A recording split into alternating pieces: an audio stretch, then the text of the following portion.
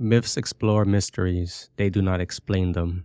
Reading myths can be beneficial for several reasons. Myths often teach essential universal truths. They can also help readers understand different cultures and their beliefs, and branches of myths exist as fairy tales, folklore, folktales, lore, fables, legends, and allegories, conveying moral lessons. Additionally, myths can be entertaining and provide readers with an escape from the everyday world with magic, monsters, and heroes. Myths are stories that have been passed down through generations. Many of them contain elements of truth, but over time they have become exaggerated or distorted, but still retain their psychological insights about the human condition. In some cases, they have been used to explain natural phenomena people could not understand. Myths can teach about moral truths such as the dangers of hubris or the power of love. Myths are the stories that express meaning, morality, or motivation. Whether they are true or not is irrelevant. Michael Shermer.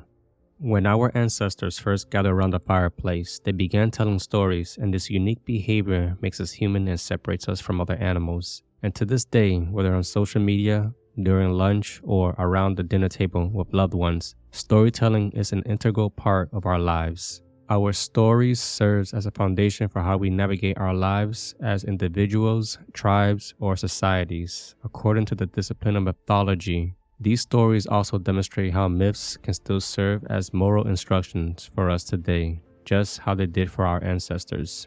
These wide, varied, and yet similar cultural stories or myths came from the Greek word mythos, which means story of the people.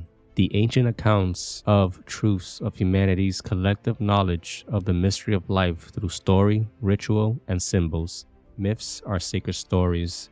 Many cultures today still hold on to ancient beliefs such as the tenets espoused by ancient legends. In the past, without written records, sacred tales were passed down through the generation through song and dance, or through the prophecies of wise elders like shamans. Sacred in that the myths give insight into the mysteries of life and the human condition, as well as the meaning of life, with cosmological, supernatural, and natural phenomenon, their gods, heroes, religious beliefs, rituals, values, symbolism, cultural traits, laws, customs, norms, taboos, traditions, creation, why we exist, the meaning of life and the afterlife, why the tiger has stripes, or why does the rainbow appear.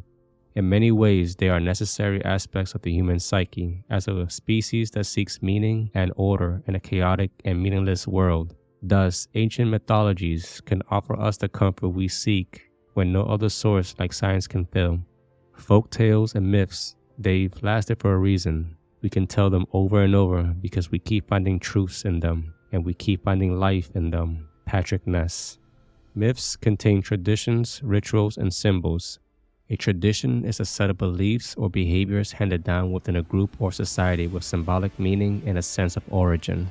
Some traditions are rooted in documentation like the Bible or the United States Constitution.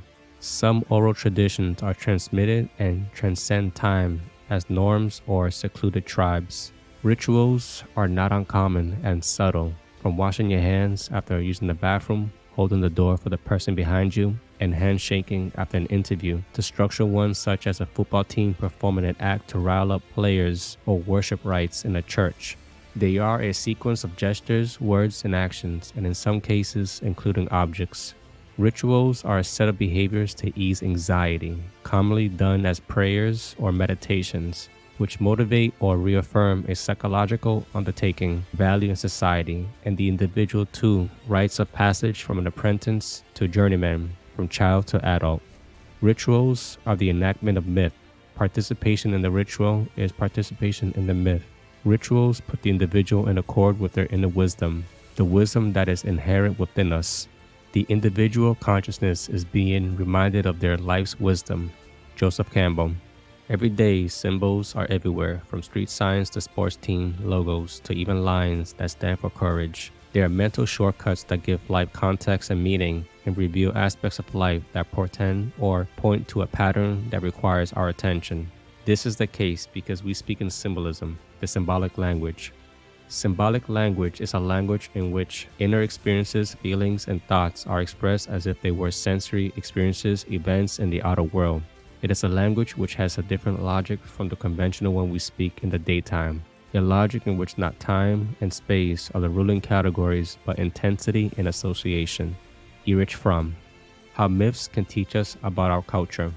Most cultures have myths, stories that explain their beliefs about the world and their place in it. They often contain gods and goddesses who represent natural forces or human qualities. They teach us about our culture's values and how to live harmoniously with the world around us.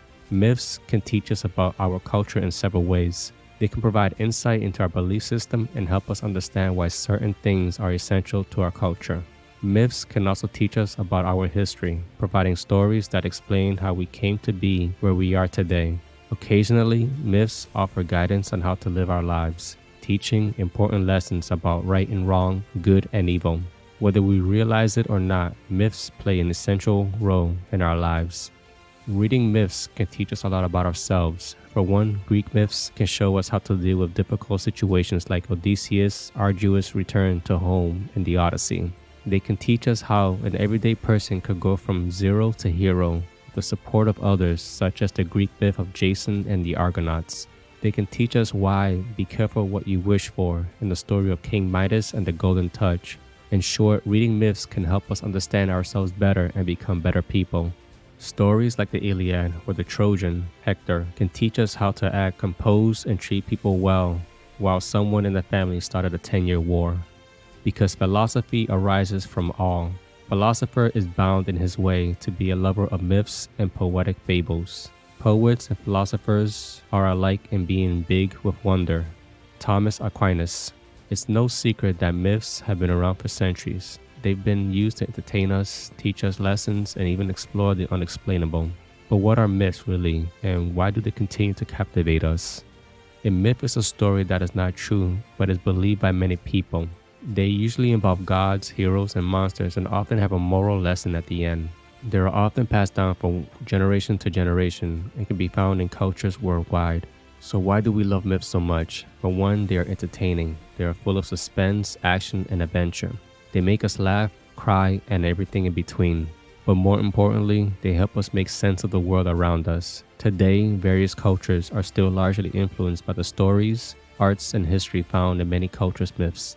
Mythology isn't only the study of sacred stories and truths about ourselves, our history, reality, and the very phenomenon, the cosmos, and our place in the mysteries of life, as we contend with finding meaning and understanding in what seems like a universe indifferent to us.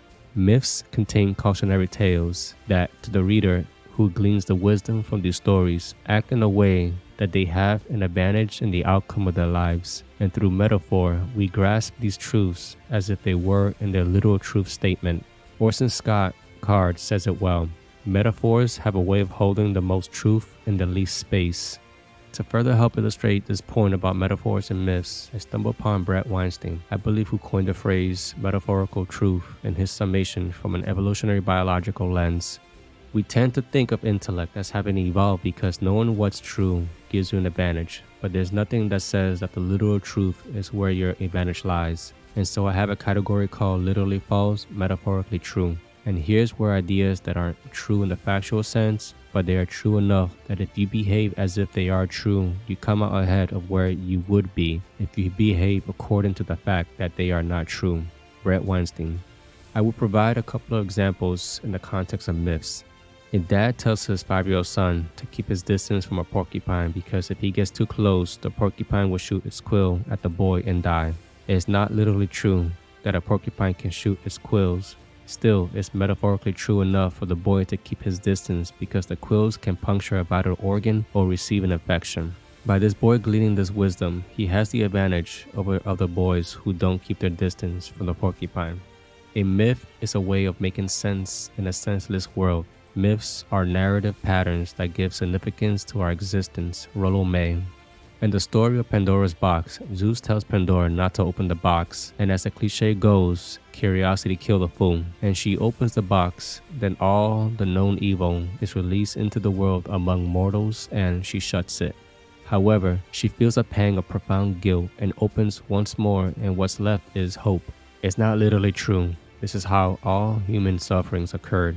But it's metaphorically true that despite personal or historical hardship, we hope and persevere it will get better than descending too deeply into hell to never to return. which is a psychological significance to traverse the ups and downs of life. Myths are public dreams, and dreams are private myths. Joseph Campbell. The gist. Reading myths can be a valuable experience for many reasons. First, myths can provide insights into the human condition and the world's workings. Myths can also teach moral lessons and help readers understand different cultures. Finally, reading myths can be simply enjoyable and entertaining.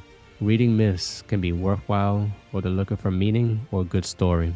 Sacred stories and myths give humanity a sense of meaning and order by asking where they came from and why the tiger has stripes, what it means to be a good person who is capable of evil acts, how life started, and where they are going after death in what seems like a chaotic and meaningless world.